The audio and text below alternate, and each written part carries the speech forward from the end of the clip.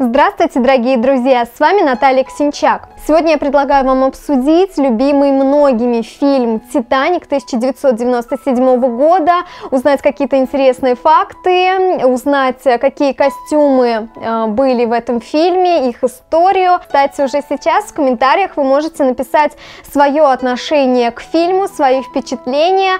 Ну, а мы поехали! Наряды главных героев. Фильм повествует о двух влюбленных, которые встретились на борту «Титаника», полюбили друг друга. Это Роза Дьюит Бьюкейтер, которая сыграла Кейт Уинслет, и Джек Доусон, роль которого исполнил Леонардо Ди Каприо. Они принадлежат к разным слоям общества. Роза – дочь обедневшей аристократки. Она готовится выйти замуж за промышленника Келдона Хокли и не очень рада этому замужеству, чувствует себя как в клетке. Джек – бедный художник, который выиграл билеты, играя в покер. Этот контраст в начале фильма явно показан и с помощью костюмов. Она одевается в роскошные платья, он меняет наряд только во время торжественного ужина. В остальное время Джек надевает то, что прихватил с собой в небольшом мешке. Светлые брюки он дополняет то белой рубашкой с черным пиджачком и серой курткой, то коричневой рубашкой, а вторую часть фильма носит украденное пальто. Интересно рассмотреть украшения Розы эпохи модерна, которые были подняты с корабля. Среди них гребешок в виде стрекозы из нефрита. Ну и, конечно, самым известным украшением, которое фигурирует в фильме, является кулон «Сердце океана», хотя о нем мы с вами поговорим чуть позже. Роза разрывается от внутренних противоречий. С одной стороны, она должна изображать из себя даму с изящными, элегантными манерами из высшего общества, но в душе ей хочется плеваться, курить, ездить как мужчина на лошади. Все эти противоречия мы с вами можем увидеть и в одежде. Я старалась вести себя, как полагается, благовоспитанной девушке, но мое сердце обливалось кровью. Говорит Роза, облаченная в дорожное платье. Черно-белая полоска, геометрические мотивы и рубашечный воротник с галстуком подчеркивают то, что девушка старается держать себя в рамках приличий. Интересно знать, что бархатные вставки не черного, а темно-фиолетового цвета. Комплект дополняет фиолетовая шляпа с гигантским бантом. Джеймс Кэмерон попросил сделать очень большую шляпу для того, чтобы она демонстрировала богатство своей обладательницы. Дебора Линн Скотт постаралась это воплотить в жизнь, но сделать так, чтобы героиня выглядела роскошно, но не смешно. Когда Дебора увидела машину, из которой Кейт Уинслет должна была выходить в этой огромной шляпе, она стала бояться, что шляпа просто не протиснется в эту маленькую дверь. И в одном из интервью она так и говорит: я подумала, боже, что я буду делать, если эта шляпа не пролезет в эту дверь, мне хотелось сгореть от стыда. Белое платье с золотыми вставками и обилием кружева показывает скорее не то, как Роза себя чувствует, а демонстрирует то, как видит ее Джек и весь третий класс, как ангела, который витает где-то там наверху, в недосягаемой высоте. Пик внутреннего конфликта раскрывается для нас с помощью страстного красно-черного платья, которое богато декорировано бисером и кружевом. Кстати говоря, если вы захотите пересмотреть этот фильм, то советую вам обязательно смотреть режиссерскую версию с удаленными сценами. Конечно, при этом фильм где-то занимает часа 4, около 5, но при этом наиболее полно раскрывается сюжет, и в частности есть такая сцена.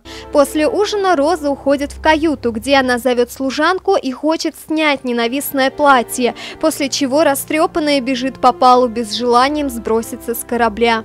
Заметьте, что когда Роза бежит по палубе, а потом перешагивает за перила, можно услышать звон колокольчиков, который изображает звон бисера.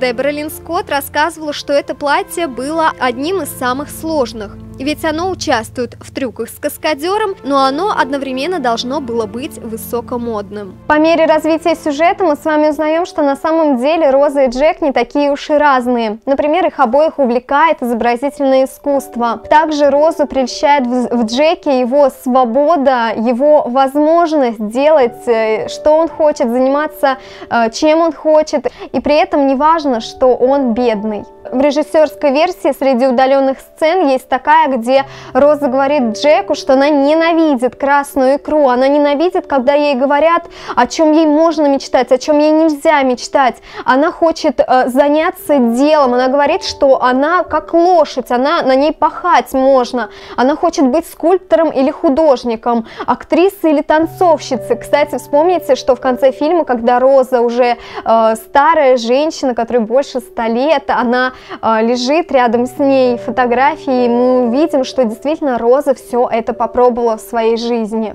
По мере сближения главных героев мы с вами можем увидеть, что Роза становится свободной не только внутренне, но и внешне. Исчезают богато декорированные платья, нет уже лишнего декора. Мы уже не видим на ней сложных причесок, ее волосы, наоборот, становятся распущенными, исчезают пышные шляпы. И, конечно, в одежде начинают преобладать светлые оттенки. Это желтый, белый, розовый. В удаленной из фильма сцене Роза находит Джека на палубе. На ней легкое желто-белое платье с деликатной вышивкой в виде витиеватых орнаментов. Платье выступает как символ начала ее перерождения. Роза решает открыться Джеку, рассказывая о своих переживаниях. Во время ужина пассажиры первого класса выбирают черно-белый дресс-код. На Розе блестящее черное платье, на Джеке фрак и белоснежная рубашка с белой бабочкой. Платье Розы кажется скромнее, чем, к примеру, наряд ее матери. Руфь выбрала для себя платье с корсетом, прозрачной вставкой в зоне декольте и украсила волосы перьями. Главные герои чувствуют себя чужими в этом обществе. Куда веселее им на празднике, который устроен на нижней палубе, где Роза смело сняла с себя обувь и выпила бокал пива. После этого вечера она окончательно почувствовала свободу, что можно заметить по выбранному ею светлому наряду для завтрака. Однако и жених, и мать настаивают на том, чтобы она взяла себя в руки. Девушка испытывает давление и печаль, отображение которой в ее синем платье из бархата, одновременно мягком и контрастном. Спустя время Роза приходит к Джеку в том же платье на нос корабля, где происходит знаменитая сцена полета. Обратите внимание, что контрастные комплекты в вечернем свете кажутся одинаковыми по цвету, что подчеркивает единение персонажей, а развивающаяся накидка Розы по фактуре похожа на бедняцкую рубашку Джека. Перед знаменитой сценой, когда Роза позирует Джеку в одном кулоне сердца океана, она снимает роскошный пеньюар, похожий на крылья бабочки, что характерно для эпохи модерна. После этого она надевает платье, название которого можно перевести как «тонущее платье Розы» или «платье, в котором Роза тонет», из белого и серо-лилового шифона с розовым поясом. На душе Розы легко и радостно. Девушка наконец освободилась от своих оков. Этот наряд пришлось шить в нескольких вариантах, ведь от соленой воды наряд страдал. Дебора Лин Скотт рассказала, что шифоновая ткань выбрана не случайно. Дело в том, что Джеймсу Кэмерону захотелось, чтобы тело Розы выглядело красиво и под водой, а мокрый шифон как нельзя лучше облегает тело. Дымчато-розовое пальто, которое ненадолго появляется в фильме, было отшито в 11 экземплярах. Пальто сделано из тонкой розовой шерсти с розовой шелковой подкладкой. На воротнике и манжетах выполнена вышивка черным сутажем, а по краям еще более тонкой шелковой тесьмой. Пуговицы обтянуты черным шелком и выполняют скорее декоративную функцию, так как это пальто не предназначалось для того, чтобы его застегивали. Пальто сшили на 2 размера больше, чтобы подчеркнуть уязвимость героини перед стихией и неумолимой судьбой. Во время катастрофы нет места вечерним платьям и красивым нарядам. Волосы Розы растрепаны. Она закутывается то в плед, то одевается в мужское пальто. Черное облачение во время прибытия в Америку – это символ траура и внутренней пустоты, символ силы и мужественности. Это символ долгожданного освобождения, о чем говорит также статуя свободы. Заканчивается фильм сценой, где пожилая Роза прощается с сердцем океана в белой сорочке. Белый цвет – цвет освобождения, очищения от груза воспоминаний, который тяготил ее всю жизнь. Этот цвет повторяется и во сне, когда Роза возвращается на «Титаник», но теперь этот цвет носит мистический характер, олицетворяя загробный мир, в который, вероятно, и перенеслась Роза-старушка из своей теплой постели, как и пророчил Джек. И ты умрешь старой женщиной в теплой постели. Влияние фильма на моду. Во-первых, после выхода фильма «Титаник» рынки просто наводнили вещами из жуткой синтетики и дешевого трикотажа, но зато с изображением Розы и Джека. И каждая уважающая себя девочка должна была иметь хотя бы один предмет гардероба с изображением любимых героев. Во-вторых, любительницы винтажных фотосессий, любительницы вечеринок в старинном стиле до сих пор делятся друг с другом выкройками, секретами пошива платьев из фильма «Титаник». В-третьих, ювелирные магазины стали наперебой предлагать копию кулона «Сердце океана».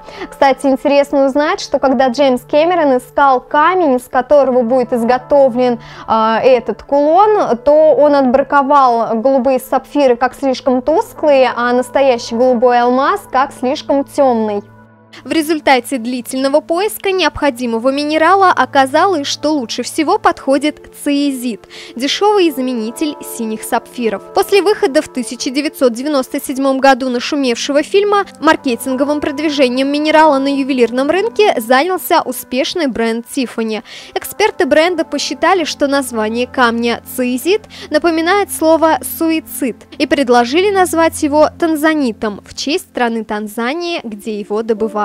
Прототипом «Сердца океана» стал легендарный алмаз Хоуп, который называли проклятым из-за того, что почти все его владельцы погибали трагической смертью.